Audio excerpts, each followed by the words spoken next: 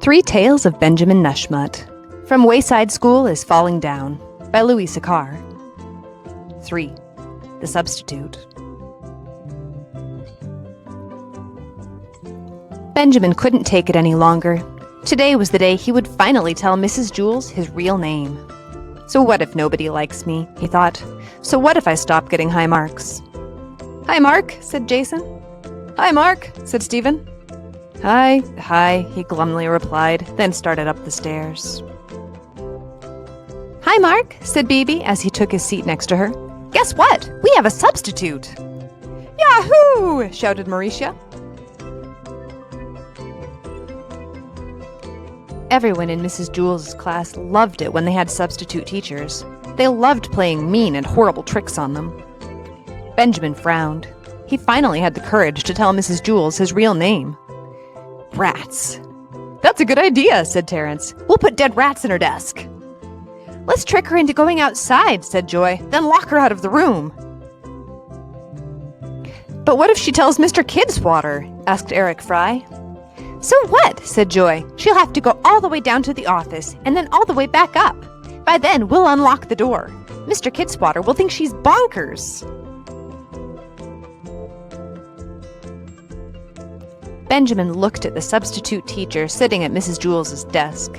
She looked like a nice lady. She wore tiny spectacles and had long gray hair tied in a ponytail. He felt sorry for her, and he felt sorry for himself. I was going to tell Mrs. Jules my name, he thought. I really was. The substitute stood up and walked to the center of the room. Good morning, she said.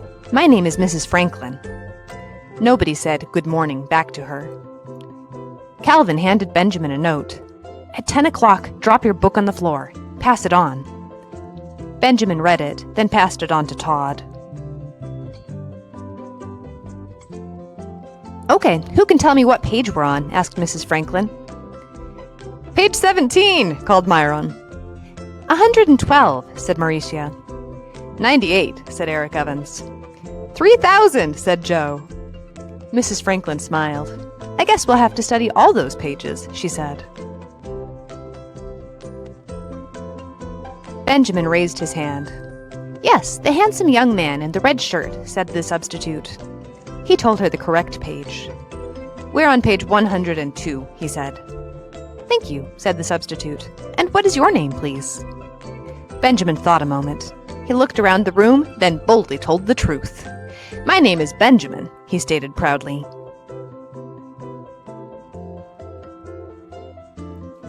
Several kids snickered. Thank you, Benjamin, said the substitute. There were more snickers. You're welcome, said Benjamin. He felt good, even if the other kids were laughing at him. Mrs. Franklin asked a question from page 102. Jason answered it correctly. Very good, said the substitute. And what is your name, please? Jason looked around. Benjamin, he asserted.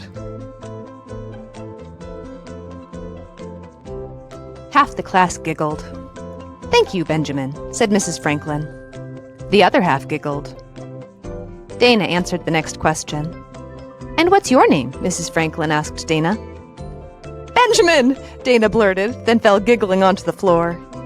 Thank you, Benjamin, said the substitute. Everyone was hysterical. My, it is certainly a pleasure to teach such happy students, said the substitute. Who knows the answer to question 4? They all raised their hands. They all wanted to tell the substitute their names were Benjamin. They were having so much fun, they forgot to drop their books at 10 o'clock. At recess, everyone congratulated Benjamin on his great trick. You're a genius, Mark, said Todd. Benjamin is such a funny name, said Jason. How do you ever think of it? But my name really is Benjamin, said Benjamin. So is mine, said Stephen. Mine too, said Leslie. They all laughed. Do you think she really believes we're all named Benjamin? Asked Eric Evans. Probably, said Joy. She's so stupid. If she thought we were lying, she would have gotten mad, said Eric Bacon. The bell rang, and they all hurried back to class. after recess was social studies. Who would like to read? Asked Mrs. Franklin. Every hand went up. Okay, Benjamin, said Mrs. Franklin as she pointed at Dana.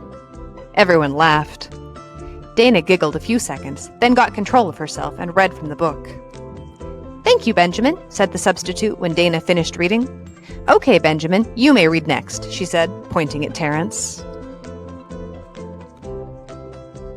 Everyone laughed. It was the first time all year Terence had volunteered to read.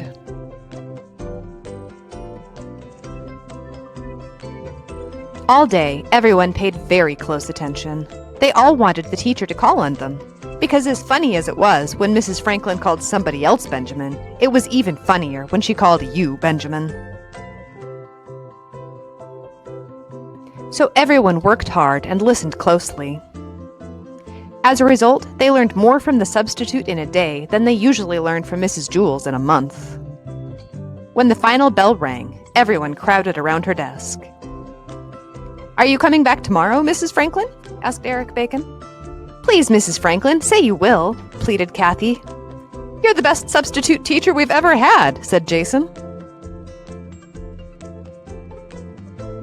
The substitute smiled. School is over, she said. You don't have to call me Mrs. Franklin anymore. That sounds so formal. Since we're friends now, you may call me by my first name. What is your first name? Asked Mauricia. The substitute gathered up her things and put them in a straw bag. Benjamin, she said, then walked out of the room. Everyone stared silently after her.